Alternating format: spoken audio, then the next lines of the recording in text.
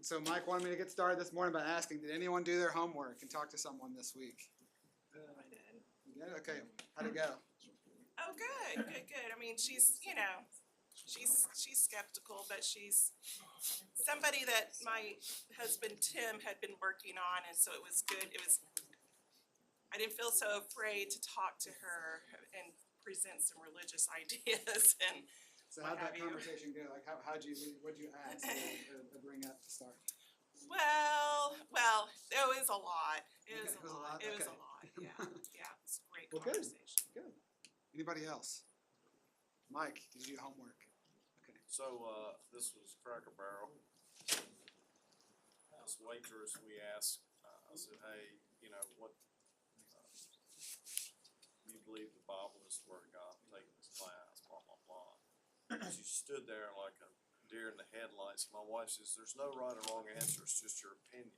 So, it was a classic, yes, but it's been translated. But what was interesting was she had told us she had had cancer and she had gone to this church in Mechanicsville or somewhere, and how the people had helped her and all this stuff, but she had moved and hadn't really found a good church or whatever. So it was a good conversation. Good. Hope she thought about it. Yeah, for sure. Anybody else? I asked a person who was in the car with me if they pray. He said no. I told them, well, they better start praying because my daughter Evelyn's driving. That counts, right? That counts. Yeah.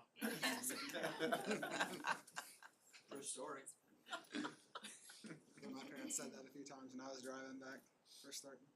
She's a good driver, for the record. It's being recorded. I was gonna say it's being recorded, so she'll know. Anybody else? Good. It's definitely a challenge every week, and definitely I'm still trying to get brave enough to do the homework myself. I'm normally very surprisingly I'm very introverted, in public. I'm not around people I know, so but we'll get there. So this week kind of is a turning point in this class. So the first half of the class has been very much focused on these biographies of Jesus, right, in the Gospels.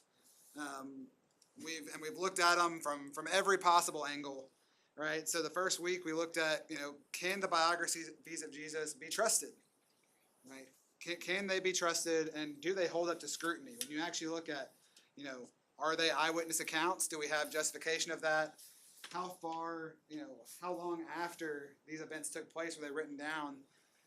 Can they be trusted? And then a big question, as got brought up this morning with Mike's homework here, is were the biographies reliably preserved for us?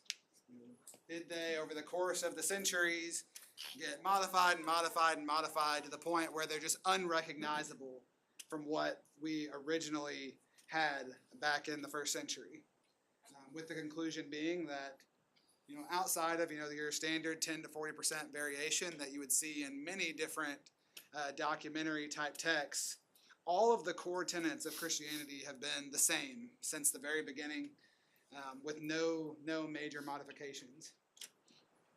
So we hear about Jesus in these biographies, right? But how do we know that these biographies are even real life, right? So the only way we can figure that out is to see, is there credible evidence for Jesus outside the Gospels, in the documents of other historians, which we discovered there is. And then last week, of course, we looked at all these different times throughout history that archaeology